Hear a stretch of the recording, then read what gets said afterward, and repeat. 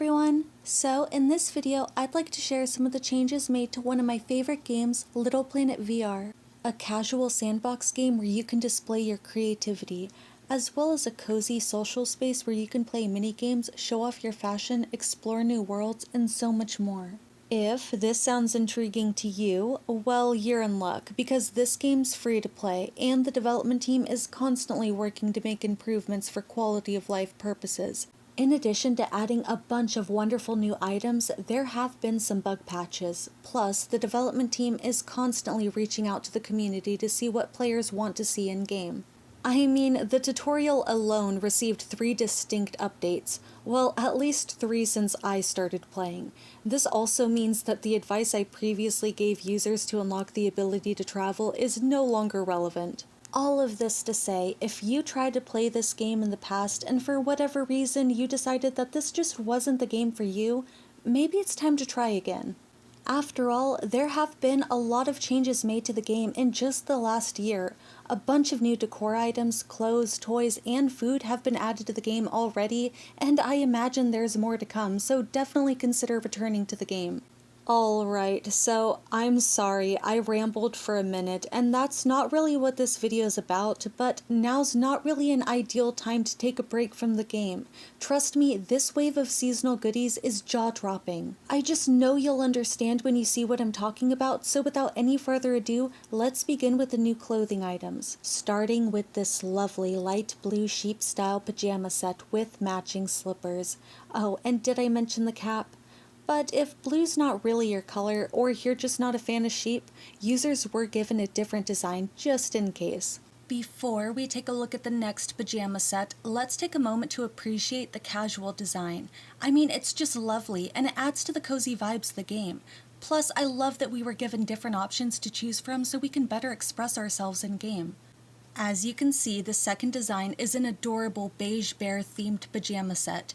Yeah, it's super cute. Let me know if you have a favorite style in the comment section.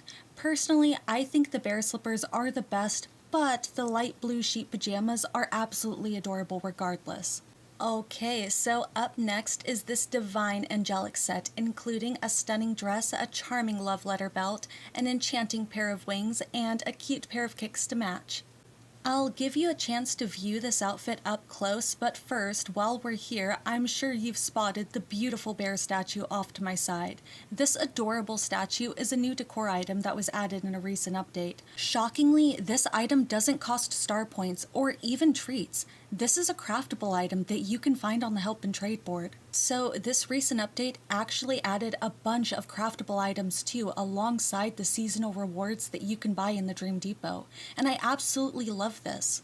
Especially since newer users may not have a lot of star points or treats, and super new users can't even access the Dream Depot, so adding craftable items really ensures that all users have a chance to grab some seasonal goodies.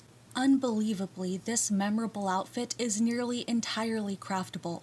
Actually, there's only one item that isn't a craftable reward that users can easily claim on the Help and Trade board. Can you guess what it is? Well, if you guessed the gloves, you're right. Everything else, including the wings, can be found at the Help and Trade board. Incredibly, this next outfit is also a claimable reward and not a purchasable item. Although I will say, out of all of the rewards, this pink and white tuxedo is probably the hardest item to get. I mean, I personally thought the wings would be the hardest item to get, but to my surprise, it actually felt like a longer, more difficult process to acquire the tuxedo. Anyways, I'm sure you're wondering what you'll need to gather these seasonal goodies. To start, you'll definitely want to invest in some cocoa trees. The cocoa trees are a new plant that was added in the Valentine's update, and these trees will give you cocoa seeds that you can use to craft chocolate. Next, you'll need to buy some recipe cards. Prioritize what you want and go at your own pace. After all, there's no right or wrong way to enjoy the game, so long as you're respectful of others in social worlds. As far as your progression, what you choose to collect, and how you express yourself, well, that's entirely up to you. Though I will say, if you have little patience, I have some tips to help speed things along. First, if you sleep for 3 in-game days, the items on the Help and Trade board will reset. If you stay on top of watering your trees, they'll come to harvest in just 2 days, though you'll need to water them 3 times a day to accomplish this. Finally, this may be a glitch, but if you don't want to walk to a watering source, but you've ran out of water in your watering can, you can just place it in your inventory, and when you pull it out again, it will somehow become filled with water. This is super useful and will definitely save you time when you're ready to start breeding flowers. Okay, now let's look at the last set of items that you can get from the Help and Trade board. Starting with this lovely pink wallpaper. It's covered in hearts and just looks so amazing. Next we have a matching tile floor, and I'm genuinely in love with this. I mean, it's just so cute. Finally we have this love letter rug, and yeah, I'm a fan of the design. It matches beautifully with the wallpaper and flooring too. Plus, these items are craftable, so even really new users can manage to snag these items. Now, in addition to all of these incredible craftable items, users were given even more in the Dream Depot. For instance, this beautiful waterfall. I mean, I really love this item, not just because it's cute, which it is, but users can actually stick their hands into the waterfall to watch the water run off their hands. I know it isn't real, but I found it soothing. Oh, before I forget, you'll need these flowers to complete tasks on the Help and Trade board. If you've never seen this flower before and you have no clue what it is, it's called a white pansy, and it cannot be bought in a shop. You'll have to breed flowers and just hope for the best. Okay, so next up we have this new rose bench, and it actually has a special visual effect that activates when you sit on the bench. Now, I think there's a glitch where this visual effect will persist even if you get off the bench. I actually like it, but if you're not a fan, you can simply click on the bench, sit on it again, and get back up, and it should fix it. If this doesn't work, or you run into any other problems while you're playing, you can always message the Little Planet Discord for help. Now, this recent update also made some changes to the general shopping center, adding a pet shop to the side of the main building. Here we'll find some new items for our little critters, including new food items, toys, and accessories. So now there's even more ways to interact with your digital companion. Even the pets received a little upgrade to change how players are introduced to them. Now, players have the ability to raise their pets from a baby to an adult. In a moment, I'll show you how you can catch your own pet to raise, but first, before I forget, I'd like to show you the items available in the Dream Depot along with the prices. Pretty reasonable, honestly cheaper than I thought. Personally, I'd rather spend more star points on decor items as opposed to gift boxes or fireworks. Even the recipe cards make more sense to be worth star points, but surprisingly it's set to a low treat price. Now, this is just my opinion, but I'll try to explain my logic. Gift boxes are a one-use item. Fantastic invention, but once you give it away, it vanishes. Literally, the gift box just vanishes when the other player opens it. Meanwhile, the fireworks, beautiful as they may be, are anxiety-inducing.